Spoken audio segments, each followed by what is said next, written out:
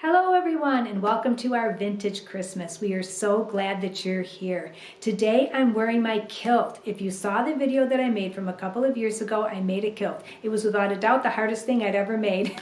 However, it has now become my tradition to wear it on Christmas Day. So I figured I'd wear it today when I'm filming this video for all of you because I will be showing you a lot of my beautiful vintage Christmas items. I have bulbs and decorations and I can't wait to show them to you.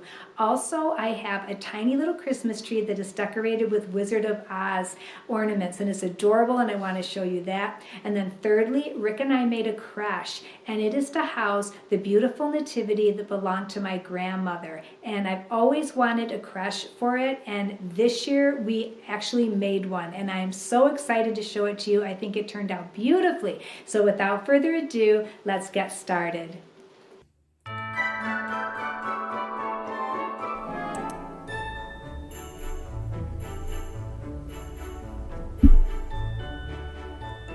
I'm putting up some twinkle lights in my sunroom. This is the room that's going to house my adorable little Wizard of Oz Christmas tree.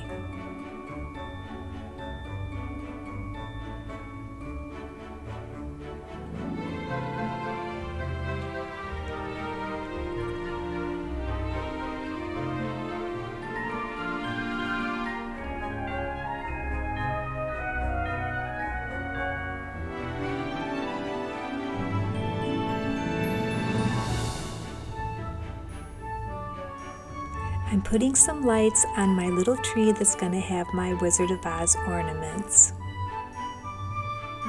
And here are the lights during the day.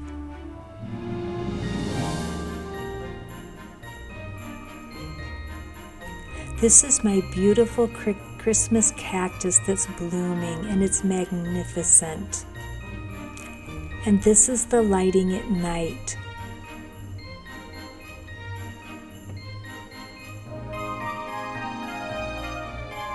It looks magical.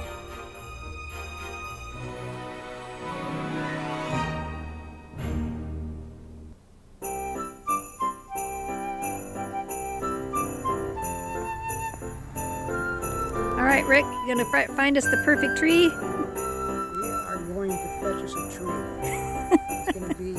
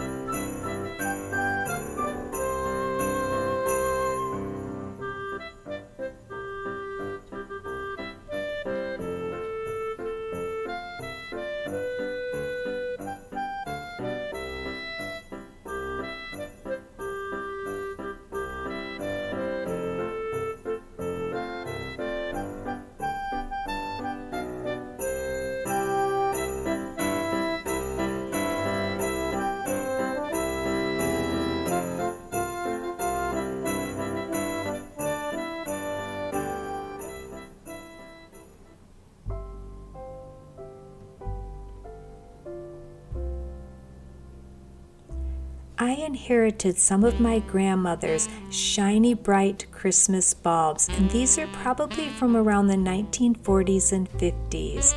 You can see the gold and silver and blue one, and the red teardrop one, which I love. And this beautiful pink one that transitions to gold, as well as the blue, white, and gold one here on the left.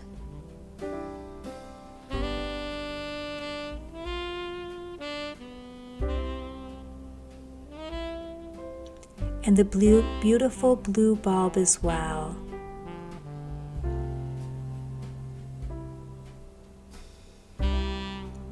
This red and white bulb my daughter made many years ago and is one of my favorites. She also made me this little Cindy Lou Who bulb in 2001. This bulb is now 24 years old, and this is one of my absolute favorite bulbs. Now this is the Silent Night Shiny Bright, and this is my favorite of all of the vintage bulbs. Notice that it has two colors, the blue and the gold.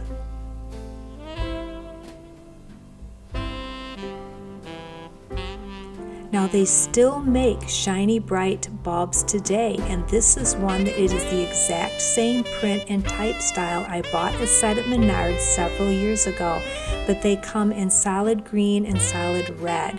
Now these gold ones I have too. My mom gave me these this year. These are from the 1970s. This bulb was crocheted from a lady from 40 years ago that gave this to me.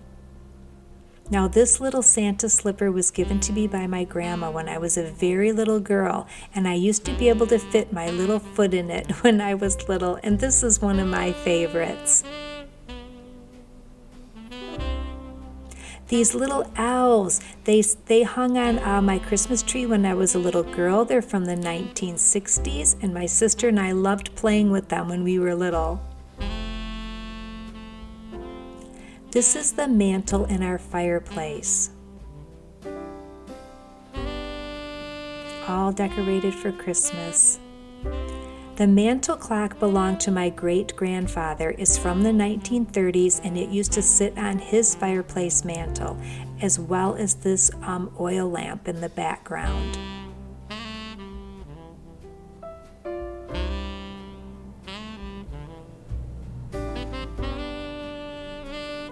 I have these little shiny bright ornaments on this little tiny Christmas tree I have in my kitchen.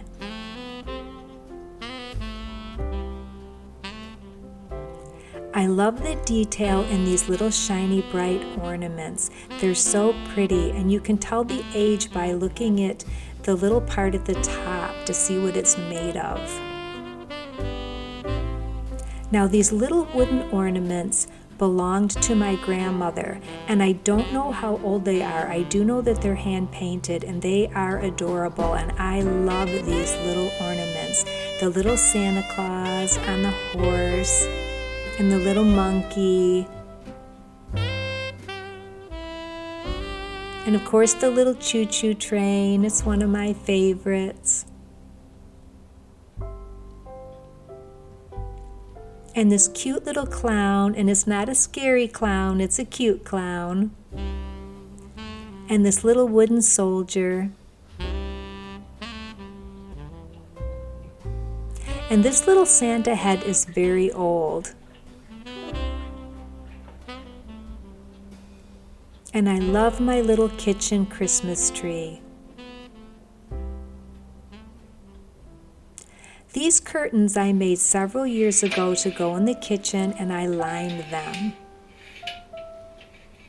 This little Noel set was my mother's. You could see the price from Kmart, very inexpensive. These were bought probably in the early 70s, and my mother always kept them on the window ledge in the kitchen in our home growing up. And now I am doing the same thing, the same tradition. I'm keeping it on my window ledge every Christmas. Now these cookie cutters I inherited from my grandmother. A few of them I bought new, but the majority of them were my grandmother's, and some are quite old. And we use these every year when we have our family cookie day, and my mom and sister come, and my children and grandchildren, and we use these cookie cutters to make cookies. I think the gingerbread man is one of the older ones, as well as the reindeer and some of the Santas. My mom and my sister and I in our Christmas aprons. My daughter and my grandchildren making the cookies this year. And here are some of the cookies that my grandkids are decorating. My sister and I in some vintage aprons my mom gave us. This is what my daughter calls plastic Santa. This is from the 1970s, and it hung in our window, our living room window, when we were kids. Now this table centerpiece my grandmother made in the 1960s, and it has Santa in his sleigh and all of the reindeer, and you can see the little elves next to Santa. We used to play with those little elves all the time. And I rebuilt this a few years ago because the base had disintegrated, so I added the snowballs and the little holly berries. But this little Santa has sat in the sleigh for many, many, many years. He's a little bit faded and he's lost a little bit of his white trim, but he's still available to ride in his sleigh every Christmas Eve.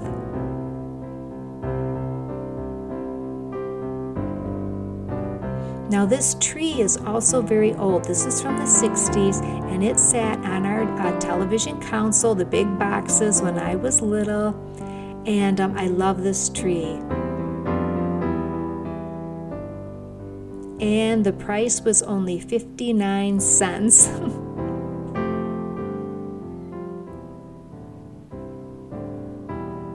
This angel I bought 43 years ago when I was expecting my first child, and she's been on our tree all of these years. Now this tree is an artificial tree, and it's in the living room on the main level of our house. And yes, I have tinsel on it. I put tinsel on both of my trees. My daughter made these beautiful bulbs for us with Rick's name and my name and Emmy's name a few years ago, and they look so cute on this tree. And of course I need my vintage sewing machine ornament. My daughter cross-stitched these for me last year for Christmas. I used to have a wiener dog named Bean, and of course you know Emmy, our cute little pug. She does beautiful work. This is probably the oldest ornament that I have. This was my mother's when she was a little girl, and it sat in the window in her home when she was growing up. And I asked her if it always had blue bulbs, and she said yes, the bulbs were always blue. So I'm keeping the tradition alive by using the blue bulbs and putting them in my window as well.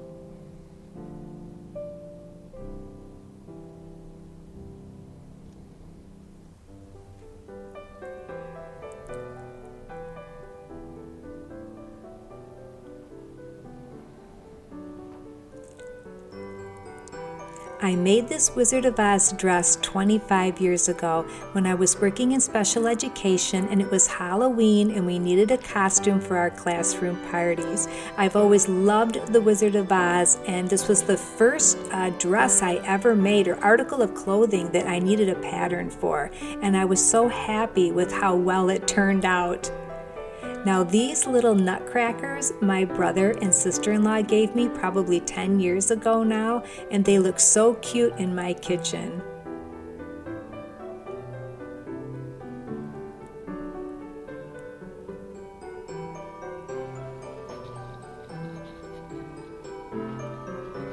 This rolling pin belonged to my great-grandmother. My daughter Mandy made these adorable little gift tags many, many years ago now, and I kept them.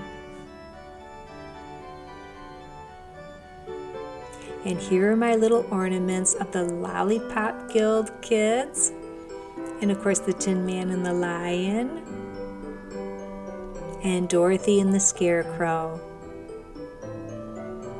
And my beautiful Glinda. She's solid though, and she's heavy, so I can't put her on the tree. She has to sit beside the tree. Do you ever wonder why the Wizard of Oz is associated with Christmas? It's because in the mid-20th century, it was aired on television between Thanksgiving and Christmas. This was long before DVDs and streaming, and this was the only time of year that you could see it.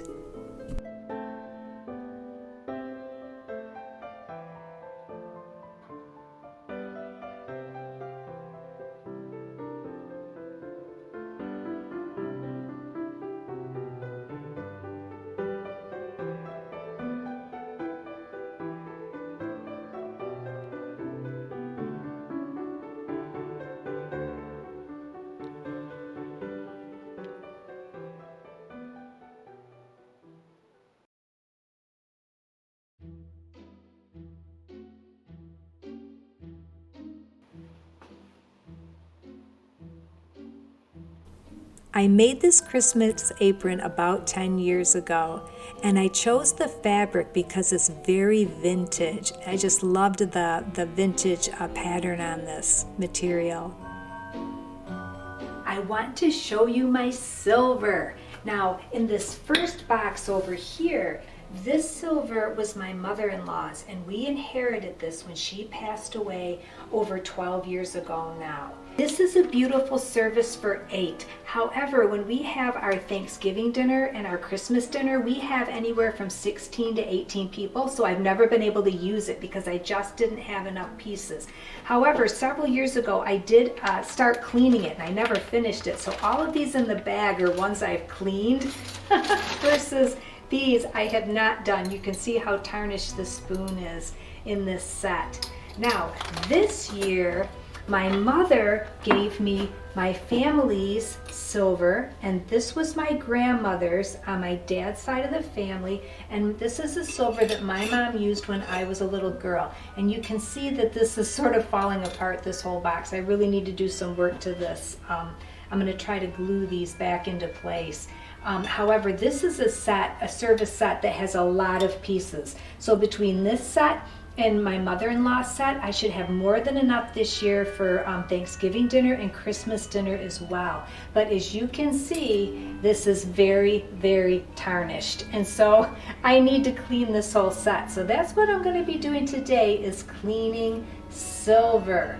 But I want to show you, look at this. Look at this beautiful, detailed old serving spoon. Isn't that beautiful? I absolutely love the detail in this spoon.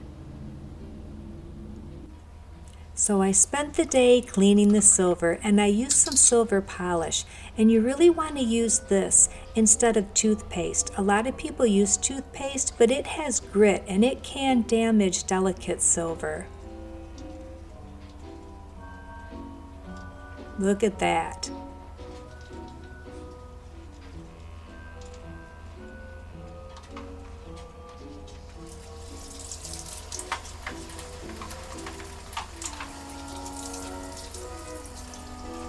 You can see the difference between one spoon that's been cleaned and the other one that hasn't. The same with these butter knives. What a difference. My mom just gave me this tablecloth this year, and this sat on our dining room table when I was a little girl. So this cloth is at least 60 years old, probably more like 65 or 70 years old. Now this lace tablecloth my great-grandmother made, and I don't know how old it is. I really don't have a date for it. It's quite old, but she did beautiful work, and it's just beautiful. Now this centerpiece my grandmother made in the 1960s.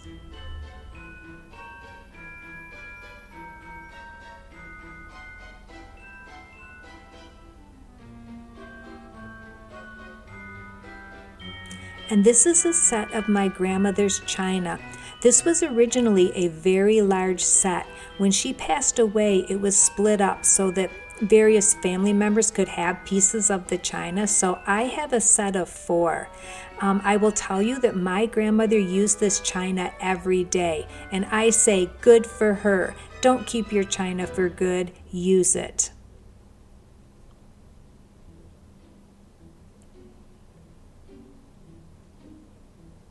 And now I can place my beautifully cleaned silver.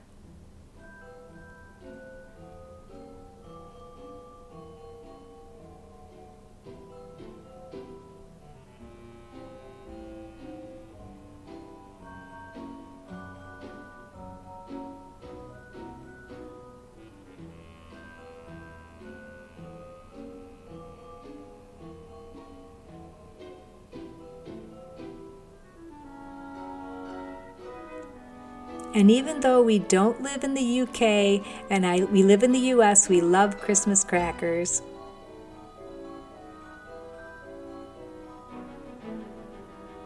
And here's a close-up of the beautiful work that my great-grandmother did when crocheting this tablecloth. I love this centerpiece. I love the little bells and the little presents tucked in and the birds. and the pine cones, and I love that it's flat.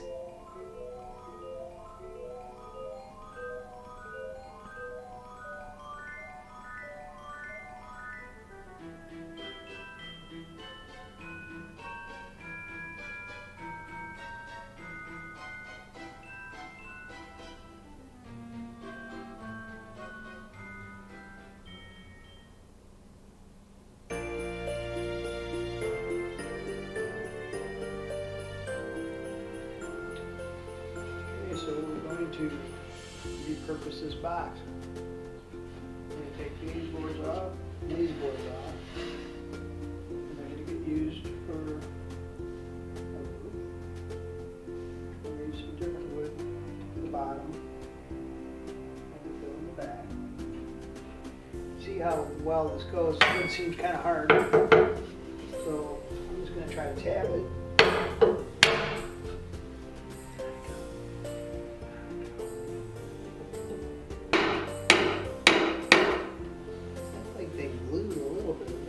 Oh, they might have put some glue in there. This was actually a very time-consuming project. They used a lot of nails and they used a lot of glue. And Rick had to really take his time with this so that the wood wouldn't split. And then there were all kinds of nails that needed to be pulled out when we were done.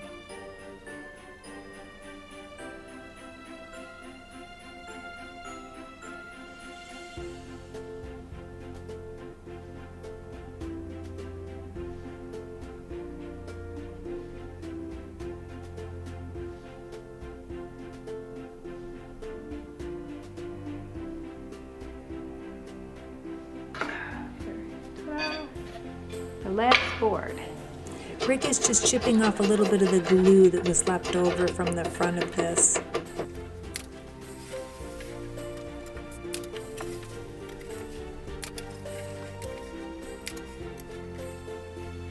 On there. And there's our floor. Oh, look. I did I my did. best. So we put the oak on the bottom, the old and the veneer A side. little barn wood. Yes. Inside. Yeah, so the inside of it will, bottom will look old. Alright, so now we got to do. You have to build the roof. Where are the trusses?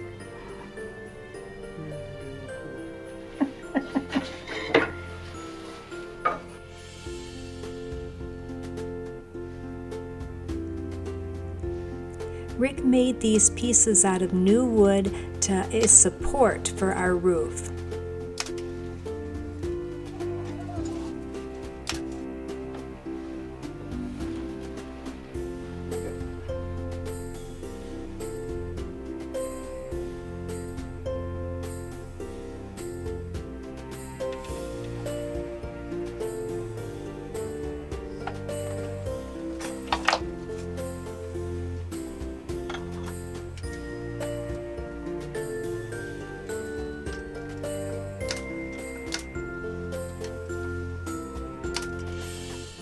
And the only ones that they had were actually for like a very, very small nativity.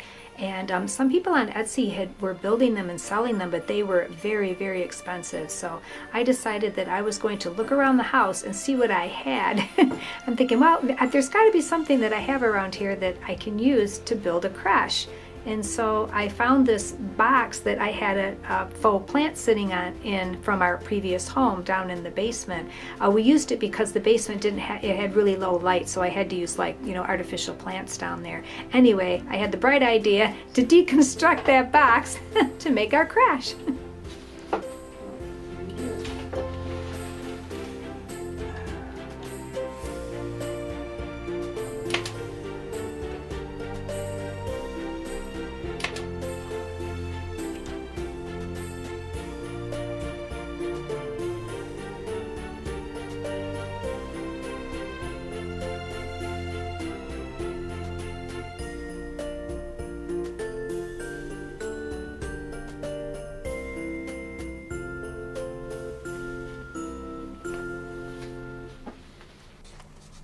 I used some stain to stain the new wood so that it would blend in with the faded barn wood. I purchased some fairy lights and I used some glue or some tape to hold them in place until I could use some of my glue from my glue gun to glue them in place.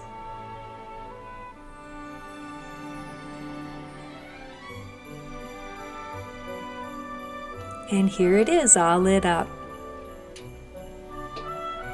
I decided I wanted to add some moss to the roof.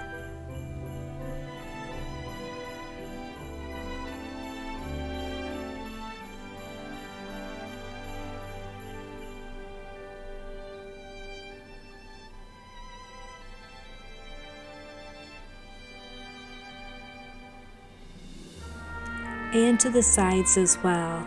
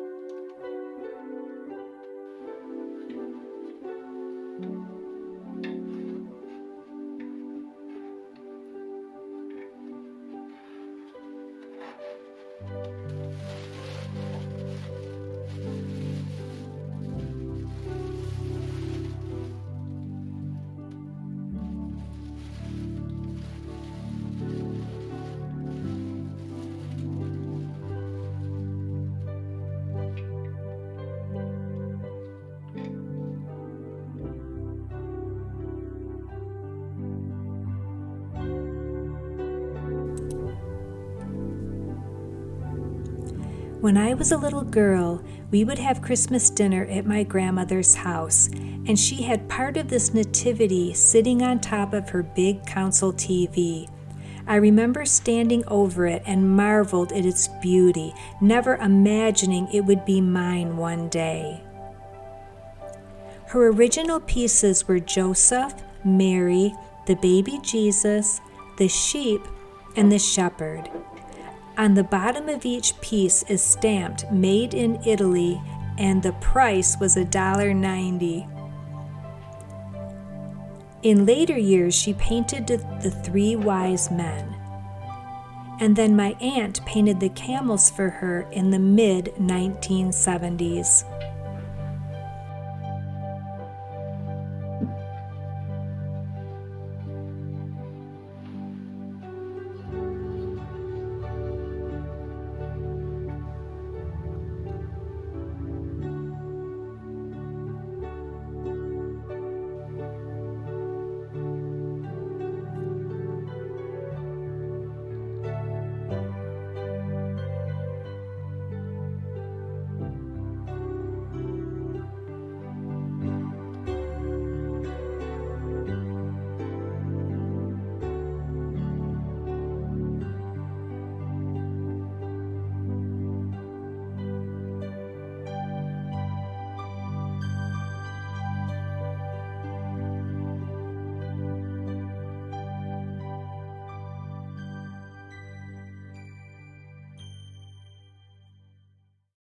I hope that you enjoyed all of the beautiful vintage items that I shared with you today. And Christmas is all about making it special for you. I watch YouTube channels where people do beautiful, beautiful displays with everything brand new. And even though that's very, very lovely and pretty, I much prefer to have things that have been curated over time, things that have been passed down from generation to generation, and things that my children made when they were little, things that my grandchildren are making for me now. All of my Christmas items tell a story, and I have so much more that I didn't even put in today's video. My home absolutely looks like a Hallmark movie. It really, really does. But I just wanted to focus mostly on my Wizard of Oz stuff and my vintage decorations, and maybe at some point I'll do another video to show you all the other stuff. But my home is definitely filled with everything that has a wonderful and loving and happy memory for me around the holidays and Christmas time.